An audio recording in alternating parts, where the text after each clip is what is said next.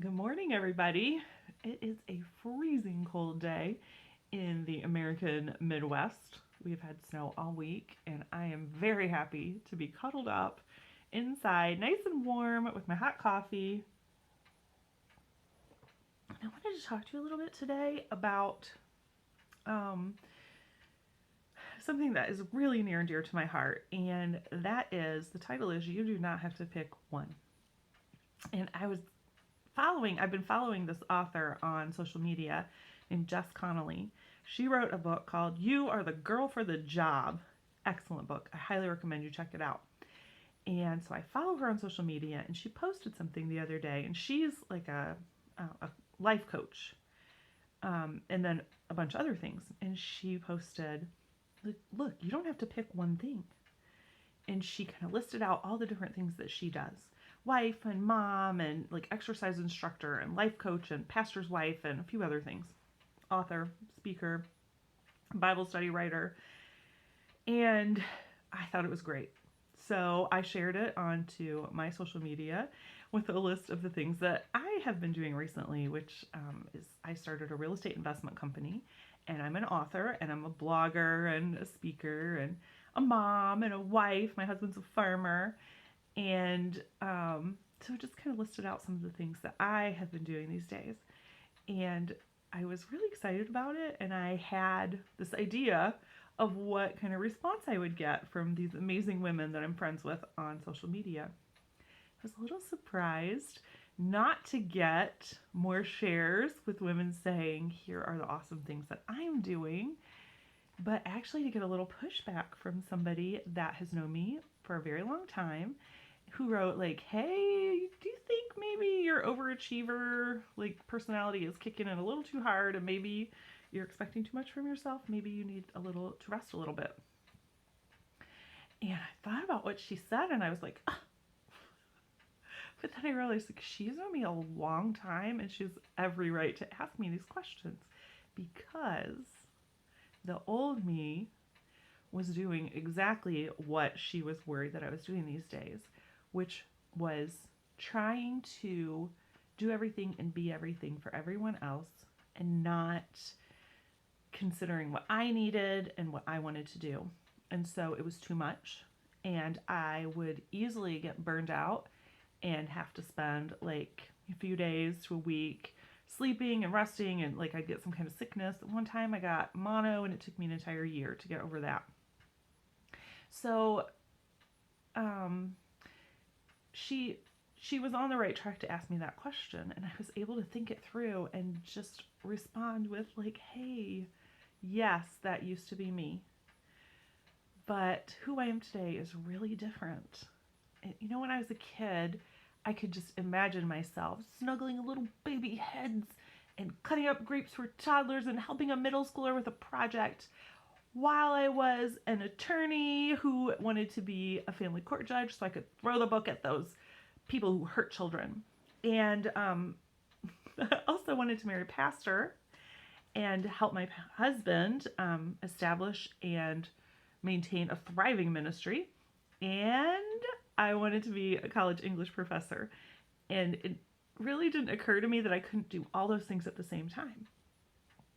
And then I got older, and my priorities shifted, and I ended up, of course, getting married and having those babies and taking care of them, and really, really enjoying that, but realizing that there's other things inside of me that I really enjoy and want to do as well. And so I have spent the last few years, really considering who I am and what I'm good at and what I feel called to do, and what's worth my time and energy, and how I can get that done. And so I have crafted my life in such a way that I'm able to do the things that just give me life, um, and don't suck the energy out of me. So I absolutely love houses, especially old houses, architecture, design, construction, all of that stuff. Like, my parents flipped houses when I was growing up. And so, like, the smell of sawdust feels like home to me. And so, as I was thinking about what I could do to create some income and bring some value into my family through actual skills that I have, hands-on skills, I realized that that was something that I could probably do. And so I started this company, and last year we flipped our first house and we made a 15% profit, which was amazing. And the good news about that job is that I'm able to do it as I have time. So yes, there are deadlines and demands and things that I have to make time for, but for the most part, I was able to fit it into my schedule, and it was really, even though it was stressful sometimes, it was really fun. And so I'm looking forward to future projects like that, knowing how much time and energy it will take from me. And then also, a few years ago, I wrote a book, and I've been working on building a platform so that hopefully I can write books in the future that people will want to read. And so I'm blogging, and I'm trying to do speaking engagements, but COVID has had its own opinion about that. And so the social media thing comes into it as well. And so that is a second job that I have. And again, I'm able to work that into my schedule and work around things if I need to. I have Redmond, who's my almost 4-year-old, who has Down syndrome. And so we have a lot of extra doctor appointments and therapies and things that we do for him. And my husband's a farmer, and I help him out with farm bookkeeping and that kind of thing. So I do have a lot on my plate, but there are times when I can relax and enjoy hanging out with my kids during the week. I don't have a boss to answer to except for myself.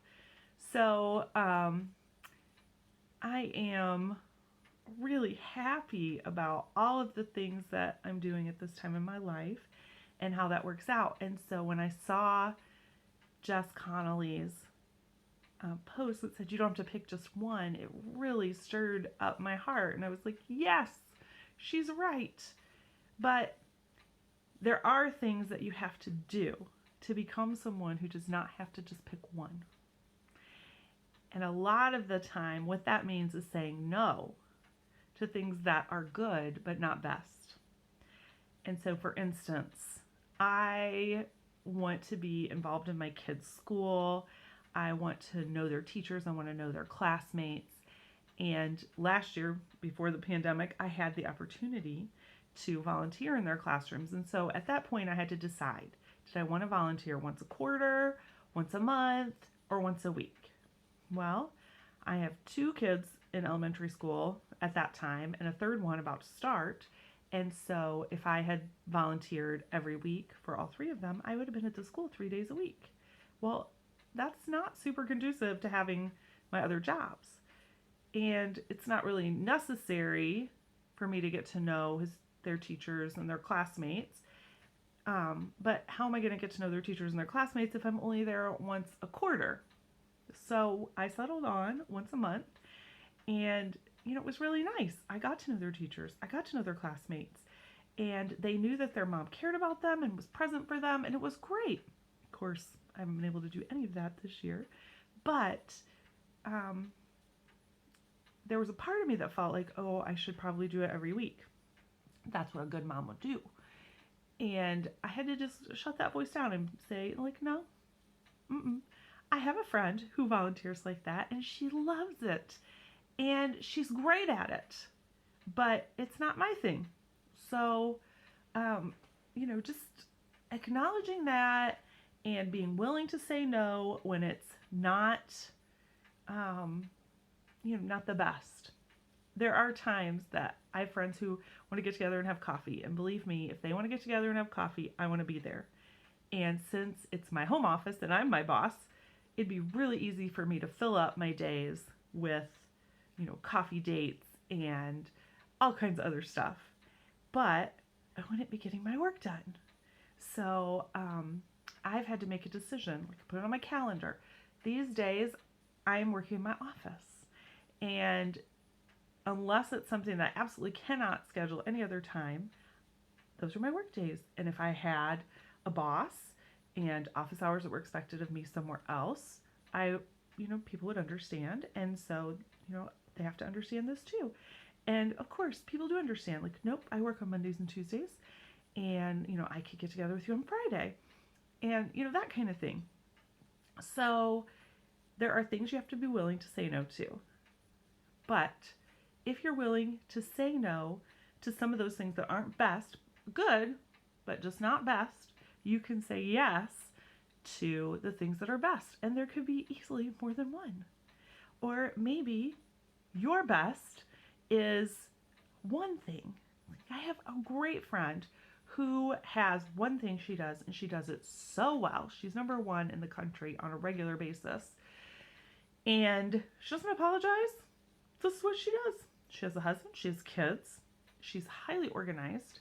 She is wearing power suits and high heels and, making decisions on a high level and keeping her company running, basically. And that is her thing. And she's great at it. She has picked one. And that works really well for her. I think, the way that I do things may not be the best for everybody. I have another friend who is a homeschool mom, and she stays at home with her kids, and she posts this great stuff on social media all the time about all the different projects they do together and the time they have playing outdoors and how smart her kids are, because she's completely focused on training them, and I just love it. But you know what? She also has an online shop where she sells things that she makes by hand, and I love seeing her thrive in that way. She is walking into all that God has for her and thoroughly enjoying what she's given to do at the time she's given to do it. So I just want to encourage you, if you are someone like me who has a lot of different ideas about what you're going to do with your life or what you would like to do with your life, you don't have to pick just one, but you do have to say no to the things that are not best, but are just good. And I have learned this through some women who are much smarter than me, who've written some books about it. And on my blog post today, I listed those all out, and I would love for you to head over there and click on those books and see if any of them speak to you. If you do that, a small donation will go to the Down Syndrome Diagnosis Network, which is an organization that's helped me out so much, and now I volunteer with them. But I think these books would really help you. And hey, I listen to most of them on audiobook on Audible, and it turns out that I can send a free copy to a friend. So if any of them are of interest to you, send me a private message, let me know, and I will see if I can get a copy sent over to you for free. Off the top of my head, they are Your Sacred Yes by Susie Larson, The Best Yes by Lisa TerKeurst. There's 2 books by Rachel Hollis that I recommend for motivation. Girl, Wash Your Face, and Girl, Stop Apologizing. And then there's a book by Mark Batterson, the only man in the group, called Chase the Lion. And that one's a little older, but that is kind of what got me started on this journey and helped me to find the courage to do the things that I love to do. And then, of course, don't forget Jess Connolly's book, You Are the Girl for the Job.